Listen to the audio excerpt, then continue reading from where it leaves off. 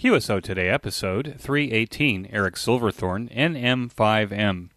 This episode of QSO Today is sponsored by ICOM America, makers of the finest HF, VHF, and UHF transceivers and accessories for the radio amateur, reminding you to check out their new IC705 all-band portable transceiver. My thanks to ICOM America for their continued support of the QSO Today podcast. Every time I have a QSO Today, I am writing notes that I put into the show notes pages that accompany each episode. If you are listening on one of the syndicated channels or podcast player, then you may not know that all of the show notes for each episode are at the www.qsotoday.com website. In the upper right-hand corner of the home page is a search bar. Put in the call sign of the ham that you want to get to the show notes there. The QSO Today Virtual Ham Expo is finally over and will return on March 13th and 14th, 2021. I'm still working with my team now to wrap it up, deliver reports to the exhibitors, and to get presentations in a package to allow you to continue to enjoy them. Eric Silverthorn NM5M has a great ham radio story, especially at the beginning with the support of his family for his ham radio interest. Eric was a speaker at the QSO Today Virtual Ham Expo and gave a fine talk on CWOPS. You can tell in these weeks that I want to make sure that you know the Expo speakers, and that is why NM5M is my QSO Today. NM5M, this is Eric, 4Z1UG. Are you there, Eric? Yes, 4Z1UG. This is NM5M. Hello, Eric. Hello, Eric. Thanks for joining me on the QSO Today podcast. Can we start at the beginning of your ham radio story? When and how did it start for you? It started in 1974 and 5. I really didn't know a whole lot about amateur radio, but my dad and I were driving, and he stopped at a small ham radio store, and we went inside. They had some books that the ARRL had put together on how to be a ham. It had a telegraph learning code and study guide and a book, How to Become a Ham. And so that was really my first introduction. And so from there, over the next couple years, I found a place to go study code and a theory class. And some friends of mine also became interested at that time, and we kind of did it together. So we took our exams when we were about to turn 13. And we were all about 13 years old when we finally got our licenses. Right, but there's always more to a story, Eric. So when you start with a story that your father happened to stop at a ham radio store, what was the reason that your father stopped at the ham radio store? Was it an interest that he had, or was it an interest that he thought you might have? I think it was more curiosity at the time. It was during the CB era, and he did the CB stuff, but I wasn't really involved in any of that. And I did have some interest. We had a shortwave receiver at home, and I would listen to that. And shortly after we got those books, he bought a receiver that Radio Shack sold that covered the FM broadcast band, and it also covered the VHF public service band, and it overlapped into the 2-meter band, and so I could listen in on some repeaters in the Houston area. And so I would hear these call signs and these folks talking about a lot of things that I didn't understand, but it was intriguing. And I spent lots and lots of hours listening to those guys, and then of course the shortwave, listening on the shortwave bands too, with a receiver that my folks had left over from the Cuban Missile Crisis. They had bought a shortwave receiver from in the 60s for that purpose. Did they have a bomb shelter? No. Some of us old guys remember the Cuban Missile Crisis and this idea of people were building home civil defense shelters. I remember the plans for those things. I remember there was one in the neighborhood that a family had built, and it seemed so odd, so extreme, but and curious. We always wondered what was in there if you opened the hatch and we went down, what was down there. But no, not so much. And I was an only child, and so I had plenty of attention from my parents, and so along the way, as I expressed a greater interest in all of this, my dad found a ham radio club in the Houston area. He wasn't a ham at the time, but we studied the code together. And my uncle also studied the code at the same time.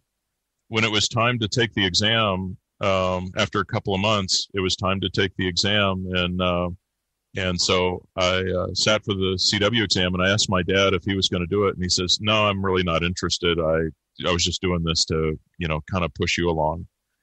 And so, anyway, in retrospect, I think it was a great dad move, that he participated.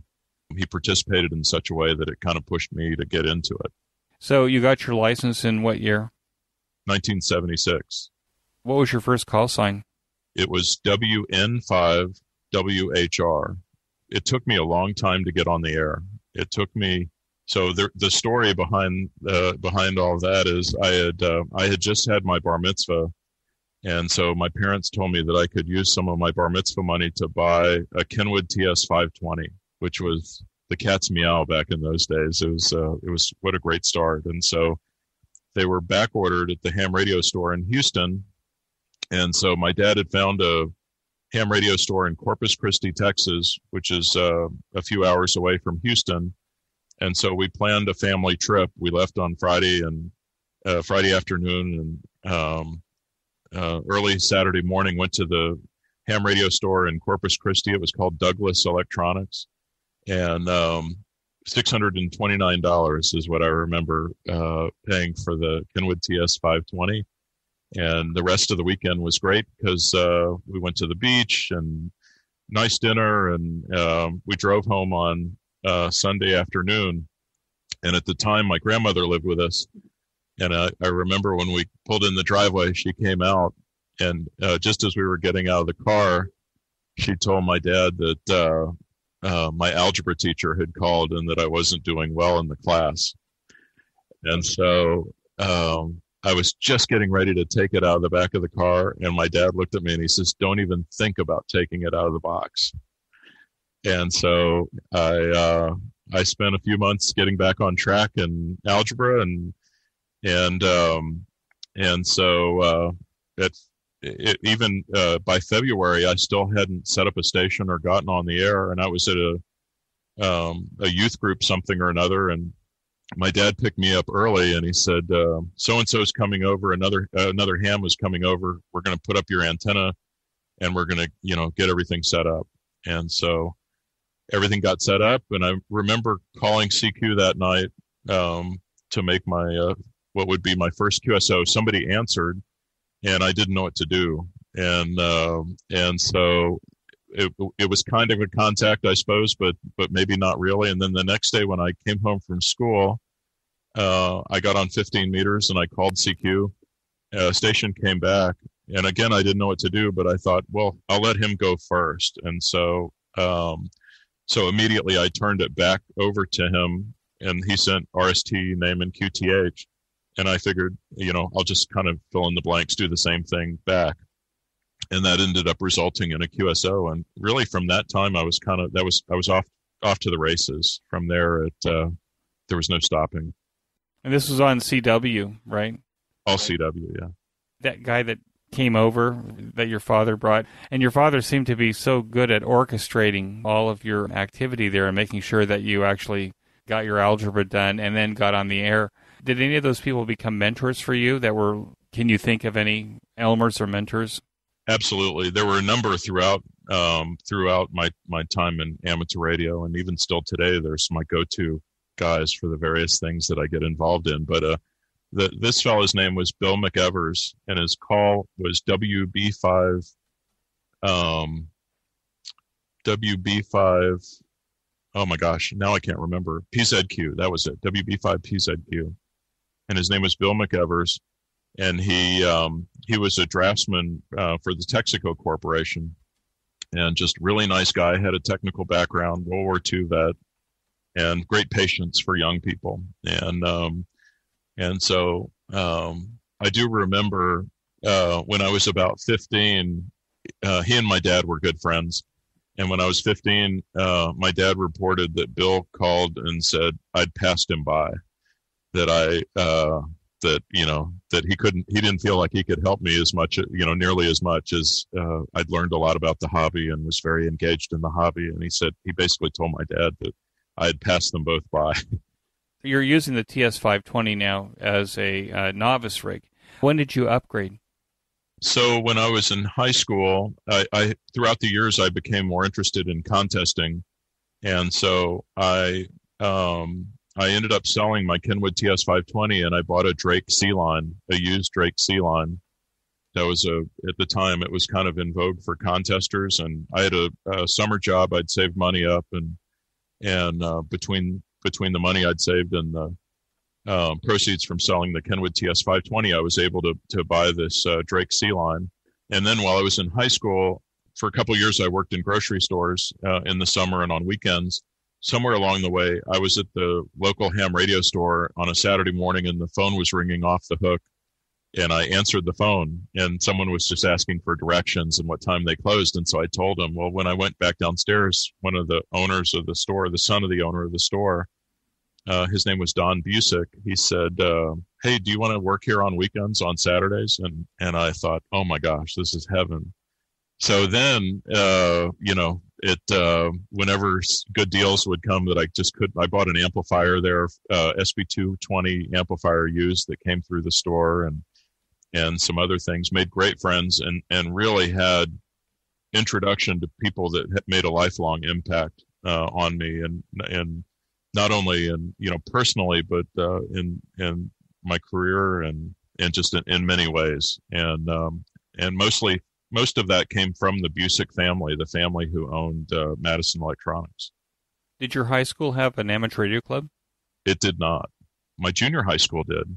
There were maybe 10 to 12 hams at our junior high school, but at my high school there were only a few. But there was a really interesting and coincidental occurrence in high school, and at the start of the day we had something called homeroom. So everybody had its homeroom that you would go to, and that's how you'd start the day. And so there was a Japanese foreign exchange student that was seated next to me, and his name was Kenichiro Sito, and his call turned out to be JK1JDA, and we figured out that each other were hams because we ran into each other at the Houston Ham Convention about 2 or 3 weeks after school had started. And so that really fostered a friendship that year. Here's another ham who, unbeknownst to me, was sitting 3 feet away. I'd gotten to know, and fortunately got to know a lot better over the next year. You've got this Drake C line. You have an interest in contesting, and at the same time, did you upgrade? Did you become a general or advanced class at that point? I did, but it took me a while. As a matter of fact, fortunately, while I was a novice, they allowed renewals. Previously, you had to take the exam over again instead of renewing if you wanted if you didn't upgrade in 2 years. But they had changed those rules, and so I was able to renew my novice. So I was a novice for about 3 years, but my CW was very good. I could go pretty fast, and as a matter of fact, I got recruited to be a novice station operator at the Contest and DX Club in the Houston area called the Texas DX Society. Richard King, K5NA, had reached out to me and asked if I would come and operate, and there was another novice he was also a novice who renewed, and his name was Ricky Neal, WB5LVL. And so we were the novice operators at that field day. And as I recall, we made something like 700 QSOs, and we had the dream station. It was incredible. We had a 3-element tri-band Yagi and a 2-element 40-meter Yagi at the novice station for field day. Talk about motivation for staying awake and making QSOs and so forth when you have access to those kinds of antennas. Did ham radio play a part in the choices that you made for your education and career? They certainly did. I followed a technical path, and certainly a lot of the things that I studied, I could find their applicability in amateur radio. I went to the University of Houston and studied electronics technology. At the end of school, I ended up going to work for a radio station in the Houston area. And I did that for about a year and a half. As a broadcast engineer? As an engineer, yeah. And so we maintained. It was actually a great job for a young person. We had a AM radio station. It was AM stereo that was classic rock, and they had 13 towers at that AM broadcast site in Houston. And so learning how to do partial proofs and field intensity measurements and all of those things, and we had to do some ground repair and so forth under the radial screens under those antennas. And they had what I thought odd for the time, they had elevated radials. It was the first time I'd ever seen elevated radials under broadcast antennas. And then they had a 25,000 watt FM station that was a top 40 radio station and very popular at the time in Houston on FM. And they had a antenna array on a 2,000 foot tower. And so the coverage was remarkable, and a bunch of studios to maintain and so forth. So I learned a lot in both the RF and the audio elements, and a little bit in satellite communications. And that led to my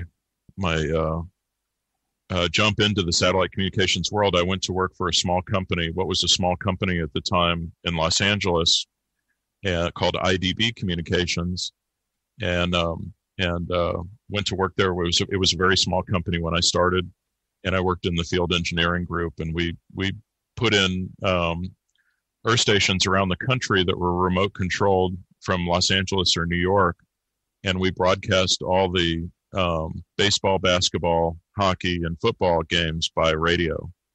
Dodgers radio network and Cubs and so forth. We had the contracts for all of the major sports in the United States. They're broadcast via satellite, and then radio stations would pick up those broadcasts and transmit them, retransmit them. And they got involved in some really exciting things along the way. So for a number of years, they had the contract to provide communications for the White House Communications Agency. And so when Reagan and Gorbachev were meeting around the world, and Bush and Gorbachev subsequently had their meetings, we would go out with satellite equipment and provide broadcast paths for the networks that were covering those events, and then also for White House Communications Agency themselves. And so what an exciting job. And I got to do a lot of travel and to be involved in a lot of interesting things in really historically consequential times in the late 80s and early 90s, especially in what was the Soviet Union. And now this message from ICOM America. Get out and be active with ICOM's new IC705 and its optional multifunction backpack. The ICOM IC705 is your perfect QRP companion, as it has many of the same base station features and functionality of ICOM's bigger rigs. At the tip of your fingers, in a portable package covering HF 6 meters, 2 meters, and 70 centimeters.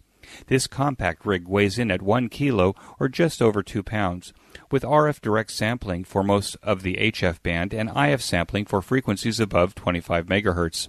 The ICOM IC705 has a large 4.3-inch color touchscreen with live band scope and waterfall, similar to the IC7300. I can't wait to get my IC705 to use as a baseband rig for satellites and microwave projects, including the S-HALE geosynchronous satellite.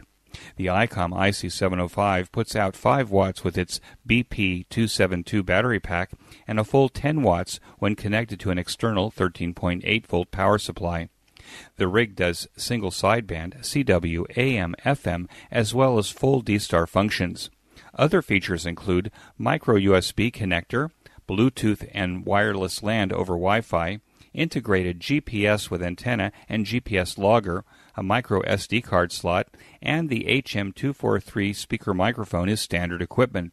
As this is the perfect QRP or QRPP rig, the perfect accessory for the IC705 is the optional LC192 backpack with its special compartment for the IC705 and room for accessories for SOTA activations or just a day social distancing in the park. For more information on this fabulous new rig, click on the banner in this week's show notes. And when you go to buy your new ICOM IC705, be sure to tell your dealer that you heard about it here on QSO Today. My thanks to ICOM America for sponsorship of the QSO Today podcast. What is Semaphore Mobile? So Semaphore Mobile is a company I started in 2002. We were working on some cellular infrastructure in Liberia, in Monrovia, Liberia, a Western company that was doing business in Liberia at the time. They were looking for some security and productivity tools for BlackBerries, for their BlackBerries. And so I brought someone in the company that I knew who had mobile development experience. And that's what got us into the mobile software world. And about 3 months before the opening of the App Store, we got called by a media company representing Craigslist. So we started working on our first iPhone app about 3 months before the opening of the App Store, and that was the Craigslist app. And since then, we've built over 800 apps for iPhone and Android for various customers, entrepreneurial projects or utility projects for companies, or some are very, very public facing and recognizable. Any kind of app that someone might... any kind. We've done some really interesting projects. We did one a number of years ago that was it was funded by the UN, but it was a mobile device that would pair with a pulse oximeter, and so we could take data off the pulse oximeter to create what's called a cardiac pleth, kind of a heart waveform. And so the idea was they wanted to deploy something that was low cost, easy to use, and gave them the ability of being able to send data that was collected to experts, in this case cardiologists or other healthcare professionals that they had staged at various places in the world, and they could monitor this information and provide advice to the technician or nurse or whoever was making the measurement in this clinic in some far off land. So they would look and they would say, the cardiac pleth looks good. Maybe the chest, maybe it really is just indigestion. Maybe it's not a cardiac issue. What's the current rig? I have a pair of Elecraft K3s. And why do you have a pair? I like to do SO2R when I'm in CW contest. I think my ADD precludes me from just focusing on one thing at a time. And so, but I've learned how to do that, the SO2R stuff. It's a lot of fun to me. And I have a very modest antenna situation at home because I live in a HOA, but I do the best that I can given the antennas that I have, a couple of vertical antennas and a wire laying on my roof for 80 meters. That was kind of an accidental success. I put it up the weekend we moved here. Friday night, we had a quiet house, little kids in the house at the time. About 8:30, everybody fell asleep. And so we'd been here about 3 weeks. I was going through radio withdrawal, and so I just went up on the roof with a couple of random pieces of wire and threw them across the roof in various directions and fed them with some open line that lays on the roof. I broke all the rules, attached it to a 4-to-1 balun just because it was a convenient transition from the twin lead to coax, and then a short piece of coax that came into my ham shack. I drilled a hole in the side of the roof, just by the roof, up on the top of the house, and put the coax in. I got everything connected up, and I got on 20 meters. And the first QSO was with a guy in Bulgaria, and he gave me a 579 report. I was running 100 watts with this antenna. And I thought, oh my gosh, I'm off to the races. And I worked another guy and got a good report, another European. And I thought, boy, this is going to work out. I had, at our previous home, I had a 55-foot tower with a 2-element 40-meter beam and a tri-bander. Real, pretty good antenna setup for a suburban ham. And now I'm in, I'm in HOA restrictions, no antennas, no visible antennas, all this. And I put this wire up on the roof and I'm working, guys. Except there was one downside. I was destroying the television, getting into everybody's phones in the neighborhood, and I'd set the burglar alarm off. I hadn't realized that I set the burglar alarm off. And what was the remedy for that, to operate lower power? Are you a QRP operator now? The next day, I turned the power down to see where that threshold was for interference. And mainly, I didn't want to get in television in my own home and also make all my new neighbors mad. And so I turned the power down, and about 30 watts or so, 35 watts, I didn't cause interference again. And so I thought, well, that's kind of it's no man's land. So it's not high power. It's not, the QRPers don't recognize you for any achievements or anything. And so I thought, well, I'll turn the power down to 5 watts, and I'll do that for a while and see what I can work. And my first goal was to work 50 states and get them confirmed. So worked all states with 5 watts in my roof wire antenna. And it took me nearly 1 year to get all the cards, to work all the states and get all the QSL cards. And then the next year I decided I'm going to try DXCC. And the good news is that I was doing that around the year 2000. It coincided with a period of time when we had some sunspots, which we haven't had in a while. And it took about a year and a half, maybe 2 years to get all the cards. It took about a year to work DXCC with that setup with 5 watts, and another year to collect all the cards. So what are you doing now? If you're running SO2R, you're not running SO2R at 5 watts. No. So, a lot of things happened that were good for ham radio for me, and one was digital television. That means that your televisions are on the digital tier now. They're no longer analog, so you're not causing interference. No one knows I'm on, and so the burglar alarm, we changed technology and the house, and it's wireless now. So, check mark, that's taken off the list. And not only can I run 100 watts, but I have an amplifier, and I sometimes run 400 watts. I limit the transmit power to 400 watts from here, but I use an amplifier frequently. So you've got a vertical in the backyard on the ground. Are the radials elevated above ground? I'm using a vertical that's an electrical half wave, so it didn't require radials. And so because of the SO2R, I couldn't have one antenna. I couldn't easily manage one antenna that covered all bands. And so I have one antenna that covers 10, 15, and 20, and that's a Cushcraft R6000 vertical. And then I have a second vertical that I put up for 40 meters. That's a center-loaded vertical that's 23 feet tall. A good friend of mine, machined down some insulating material that I could fit inside of the tubing, the aluminum tubing, and so it's 23 feet tall. It's fed 5 feet above the ground, and then I have elevated radials in the backyard. My backyard's very small. And so, fortunately, my wife is very tolerant of this stuff. We don't have young ones. We don't have children living at home these days. And so the backyard is kind of my domain to do a lot of this mischief, this radio mischief. And so the vertical antenna is set up so that it could be taken down. So I could set it up at night or on weekends. Nobody really complains about it. During the week, it's generally down unless I'm on the band. And then I have hidden another antenna in a tree in my backyard for 40 meters. It doesn't work as well as the primary vertical antenna, but it's a vertical wire that's base loaded and has some radials tacked to the fence line. And so the way that I'm able to do SO2R, I built a triplexer from a QST article a number of years ago, and so that allows me to use either radio on any bands of 10, 15, or 20 at the same time, and I have filters that are attached to that triplexer. So at 100 watts, you can't tell that there's very little interference between the stations. And then on 40 meters, I have a filter as well and a single band antenna for 40, so I can operate one radio on 20, for instance, and the other radio on 40.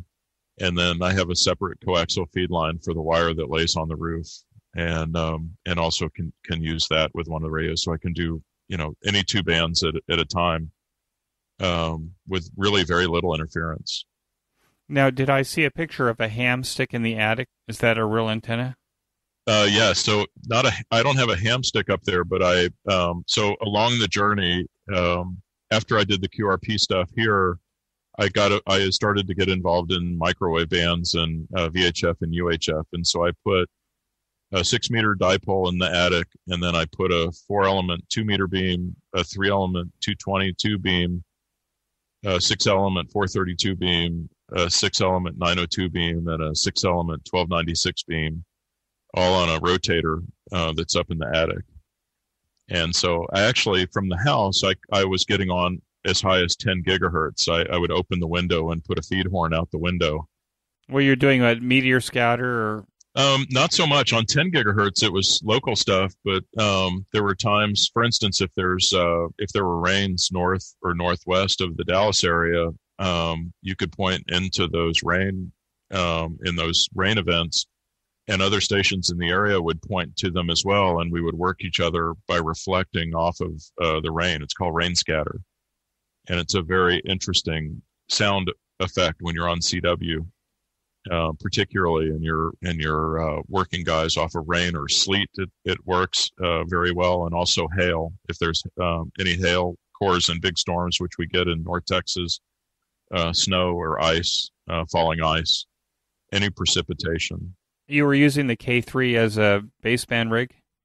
No, on the microwave stuff, I was using a Yaesu FT817. And at the time, I had an ICOM 746 Pro that I was using on 6 meters. I had not gotten the K3 yet when I was doing all that. I got the K3 in around 2011 is when I got my first K3. What is the project on the workbench these days? I have a couple of them. So I just, a friend of mine, he's moving to assisted living, and he had a broken KWM 380 from Collins. I don't know if you've seen one of those before. It was the last transceiver that Collins made for the amateur market in the late 70s and early 80s. Pretty sophisticated. Isn't it pasted all over your Instagram page?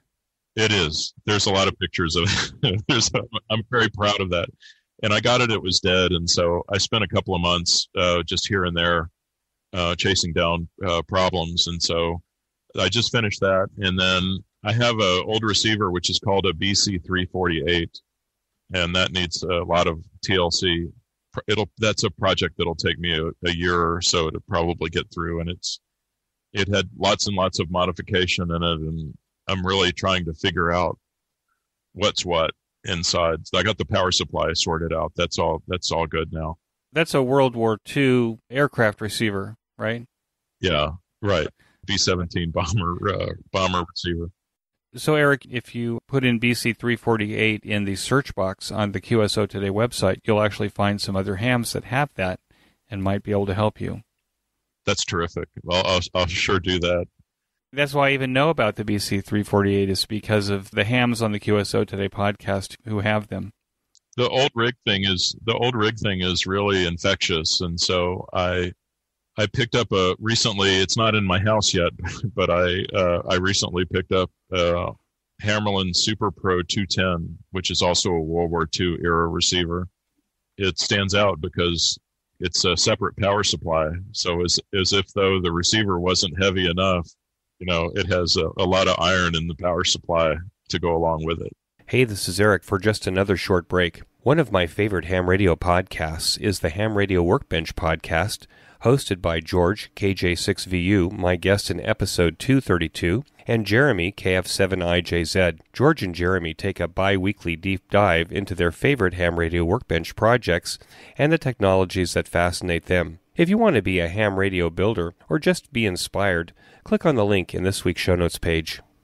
Now, do you have displays of your old rigs? You also have a Drake 2C that you mentioned before we started recording.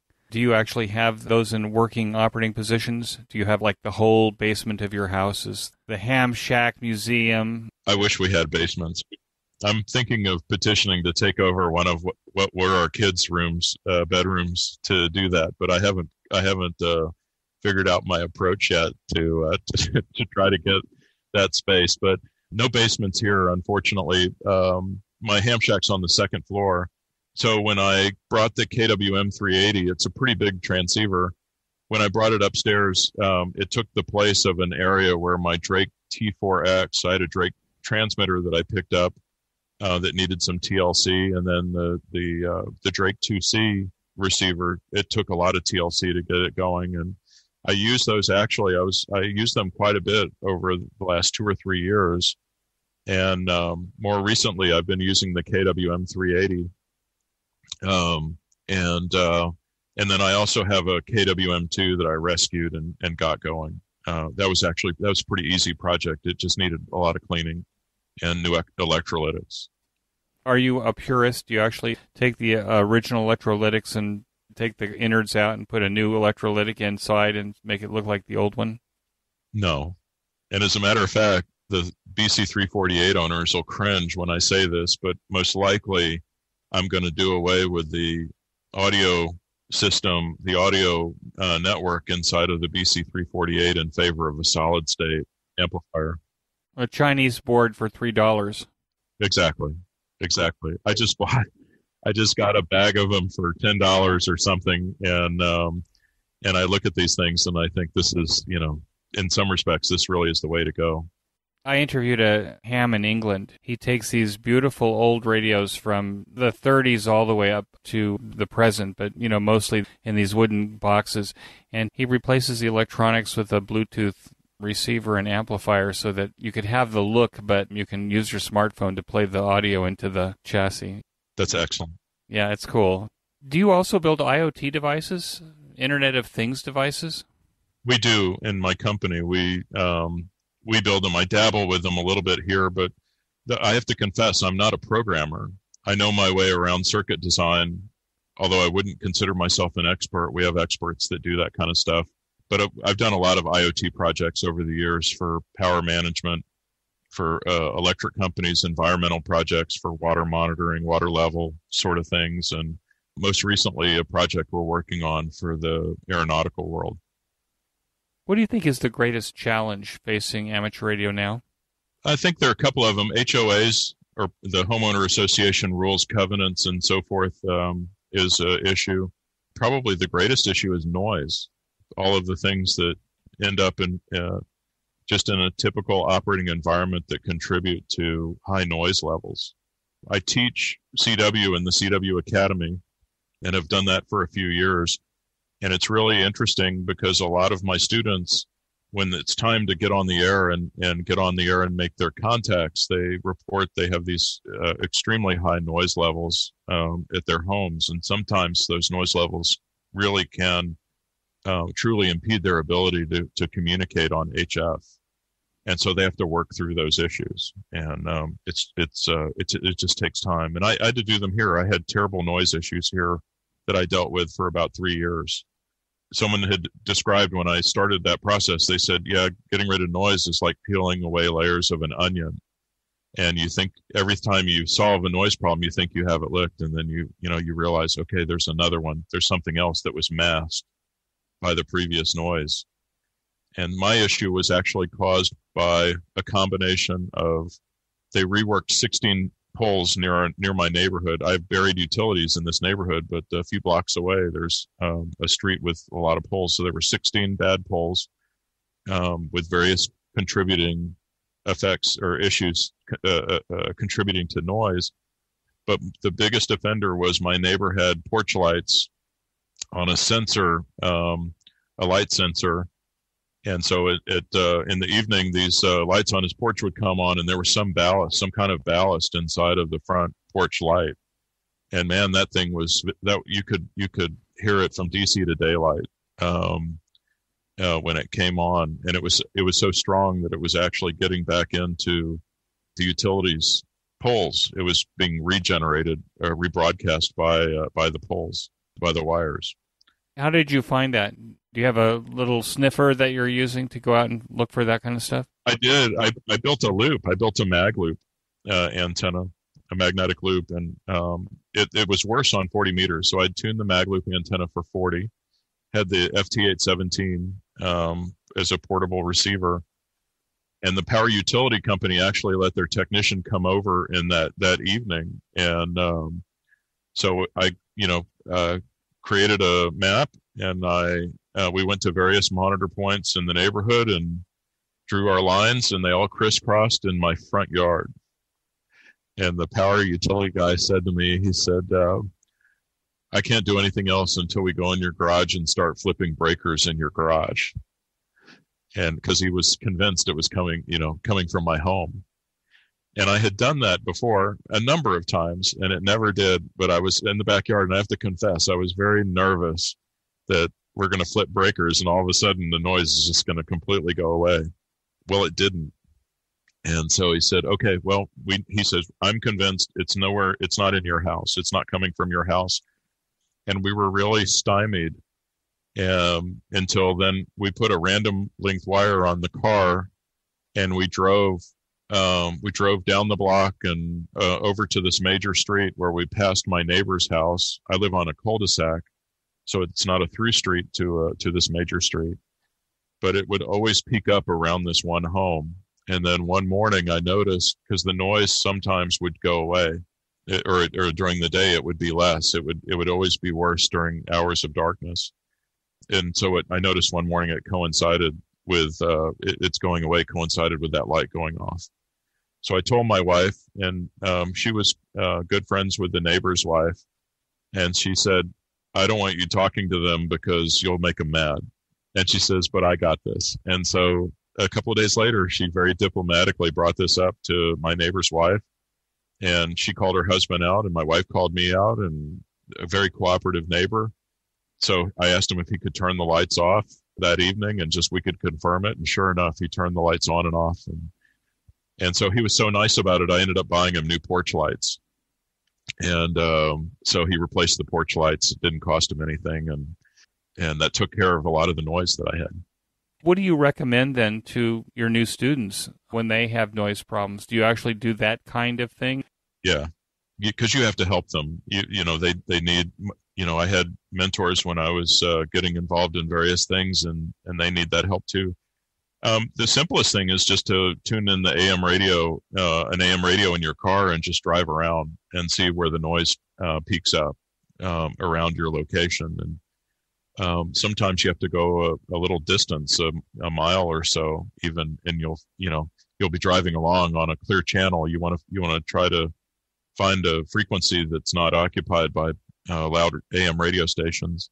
You know, with the FT817 or some of the other smaller radios, Elecrafts and so forth, you can just use the AM receiver settings on VHF or on HF, and drive around and pretty successfully, get close enough where you can tell where it's coming from. Most of the time, in my case, it's been coming from the power utilities. I had this idea that the problem with the noise was that all of these little switching power supplies that people are using to charge their cell phones. Do you find that that's actually not the case? Well, I think it's a big factor, but I think the big noise, the stuff that puts S9 noise into your front end, oftentimes is there's a bigger smoking gun than something in your own house. But I've heard a lot of stories of power supplies for laptops, computer power supplies generating a lot of noise, gadgets that you buy for your television, set-top boxes and so forth that connect to your televisions, and the switching supplies that come out of those. And I had an instance, and especially when we had 3 kids living at home, all our kids were still in school, and became even more pronounced when they went away to school and they would come home for the holidays, and all of a sudden my noise would increase by 20 dB on the bands. And it was, the Xbox that got plugged in downstairs. And sure enough, you turn the Xbox off or you unplug the power supply to the Xbox and the noise level drops. Did you make a new power supply for the Xbox? No, but I did for the telephone years ago when we had internet service from one of the big providers in the U.S. I'd called them to complain about noise that was coming from their power supply, and so the technician came out, and it was just before lunch, and he didn't want to stay very long. He was very uncooperative, but I had a couple of scooters from my kids that were getting ready to go in the trash, and so I'd wheeled them out in the driveway and propped them up next to the trash can, figuring somebody might come by and pick them up. And he says, "You getting rid of those scooters?" And I said, "Yeah." He said, "Do you mind if I take them?" I said, "No." So then he walked over and he says, "I have a truck full of electronics. You can have anything you want to solve your problem, but I want to leave for lunch in 15 minutes. And so he really opened his kimono and so he gave me some filters, and I said, "Yeah, by the way, I'd like a couple of power supplies to play around with in case I blow one up." And he's like, "Well, here you go." And so he gave me some power supplies, and so I put it I mounted this switching supply in a metal box. I put feed-through capacitors on the output, and I put an EMI filter on the AC input. And it's the cleanest 48-volt supply that I still have to this day. um, and so it's left behind because they've long since stopped being our provider. Is it cheating to use web SDR when you have a noise problem so large in your community that you say, you know what, I'm just going to see if I can hear a signal using web SDR from maybe something that's close by or maybe even something that's not close by? Yeah, I don't think so at all. Especially for casual operating or, that sort of thing. In contesting, I think one of the things that really makes contesting interesting to me are the rules, and then how you apply the rules and follow the rules in order to achieve the best success that you can. And so in a lot of contests, there are limits in terms of geographically, your station may need to be within 1,000-foot footprint, or maybe it needs to be within your state or within your country or whatever.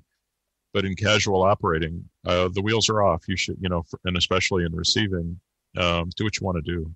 Get on the air and have fun. I often am looking at the barren hilltops nearby and thinking, wouldn't that be great to put the receivers over there, just to get them out of the neighborhood, away from the LED street lighting that we have now and all the other noise that seems to be taking over the bands. I set up a remote station actually 2 years ago, and I still use it. It's at a friend's house about 15 miles away. He has a, 120-foot tower with stacked tri-band Yagis, and 2-element 40-meter beam and all this stuff. It's very simple, so I can't change antennas, and I can't rotate the antenna while I'm using it. But if he keeps it pointed at Europe, I can work Europeans. I can get on and work Europeans. And what's the radio that you're using there? I'm using a Yaesu FT857D. The reason I'm using it is I had it from my VHF days, and I used it actually for my ham shack for a couple of years before I got the K3. The reason that I chose that is I can put the front of the radio at my house and the rear of the radio, the RF stuff, is located at his house. It's connected with remote rig modems through the internet. And we're both using the same ISP, and so the latency is only about 15 milliseconds on the path. Very low latency. The quality of the internet connection is very high. It's been a lot of fun to play around with. Will you use it in conjunction with the K3s if you want to hear if the signal's better 15 miles away? I haven't yet, but I may at some point. I may transmit with the K3 and listen with his setup. It's not likely that I would ever hear something with the K3 that he couldn't hear at his place, given my antenna limitations. But my ultimate goal is it would be nice to be able to put a K3 out at his place and a K30, the control head, to put that here. That would really be fantastic to do. That'll work using the remote rig, or is that IP? No, still remote rig, just some new cables. So I've got most of the stuff. I just have to decide to either part with one of these K3s to put out there, or invest in more. Do you have a 30-second elevator pitch for amateur radio that you give to the general public? The 30-second pitch really would be when you're licensed, just explore and get on the air. I'm a real advocate of getting on the air, and it doesn't matter whether you're an FT8 guy or a sideband guy, any other data modes. Be active and just be involved. And you don't necessarily have to join a bunch of clubs to get involved. You can. There are a lot of activities, and particularly with the connectiveness that we have through the internet, there are a lot of avenues to find help and advice and experience that can be shared with you to do the various things that you want to do. And so that's my. I probably took 45 seconds to give that 30-second elevator pitch, but I just think people should be involved and invest in the hobby. Invest of yourself in the hobby. Now, one of the things that we didn't touch on, and I kind of didn't touch on it for a reason, and that is that you gave a presentation at the QSO Today Virtual Ham Expo on the 8th and 9th of August, and it's now running in its on-demand mode on CWOPS, which is a training program for people that want to bone up on their CW skills. I'm just pointing that out in the QSO Today podcast today, that's where they should find you on that information. That was a great presentation and a great Q&A that followed. So we'll just kind of refer people over there for Eric Silverthorn on CWOPS. What advice would you give to new or returning hams? The hobby has just changed dramatically. I actually have had a number of students who have not been active since the 60s or 70s, early 70s, and they're drinking from the fire hose initially because they think, I'll just get on my nets on 40-meter sideband, and that's the bane of amateur radio that either interests me or is even available. They find not only these digital modes, but I talked to a fellow once who was active in RTTY in the 60s and 70s. Well, in those days, it really took a lot of unique gear in order to get on RTTY. You needed a teletype machine, and you needed a demodulator, and neither one of those were accessible around every corner. You really had to work in order to get those things together. To get your Model 19. Exactly. And hopefully that you didn't get oil on the carpet or on the floor. Of course, now you download software and 10 minutes later you're kind of ready to go. And whether you buy an interface or you build your own interface between the computer and your transceiver, even the building of that interface is very simple. But in the investment part of it, I think there's a lot to be said when people turn on the soldering iron and they dig in and Bill Marrow, one of your previous guests, mentioned, it's great when people learn more about the things that they're using and the things that they're doing, be able to understand how some of these things work. But for the folks who are returning to the hobby, there's such a myriad of activities that you can get involved in now that may not have been available back in the day. Explore and pick out the things that you think might interest you. I've had students in CW Academy that were licensed in the 50s, and they're learning CW in their 80s, late 70s and early 80s, and they're doing so successfully. One of those students is now an advisor in the CW Academy. He's actually he's teaching classes of his own, and he's 79 years old. He's very invested in the hobby and very active and enjoying, and he's a great marketer for activity. He is active in his radio club, and he tells people what he does, what he's doing, and how much fun he's having. And people follow. They follow you when they see that you're having fun, that you're really enjoying whatever the aspect of the hobby is.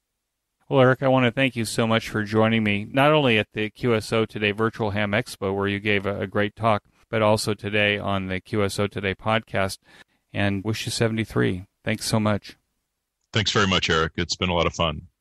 That concludes this episode of QSO Today. I hope that you enjoyed this QSO with Eric. Please be sure to check out the show notes that include links and information about the topics that we discussed. Go to www.qsotoday.com and put in NM5M in the search box at the top of the page. My thanks to ICOM America for its support of the QSO Today podcast. Please show your support of ICOM America by clicking on their banner in the show notes pages. You may notice that some of the episodes are transcribed into written text. If you'd like to sponsor this or any other episode into written text, please contact me. Support the QSO Today podcast by first joining the QSO Today email list by pressing the subscribe buttons on the show notes pages. I will not spam you or share your email address with anyone. Become a listener sponsor monthly or annually by clicking on the sponsor buttons on the show notes pages, or use my Amazon link before shopping at Amazon. Amazon gives me a small commission on your purchases while at the same time protecting your privacy. I'm grateful for any way that you show appreciation and support. It makes a big difference as I head towards episode 400. QSO Today is now available in the iHeart Radio, Spotify, YouTube, and a bunch of other online audio services, including the iTunes Store. Look on the right side of the show notes pages for a listing of these services. You can use the Amazon Echo and say, "Alicia, play the QSO Today podcast from TuneIn." My thanks to Ben Bresky, who edits every single show and allows both this host and my guest to sound brilliant. Thanks, Ben. Until next time, this is Eric, 4Z1UG, 73. The QSO Today podcast is a product of KEG Media Inc., who is solely responsible for its content.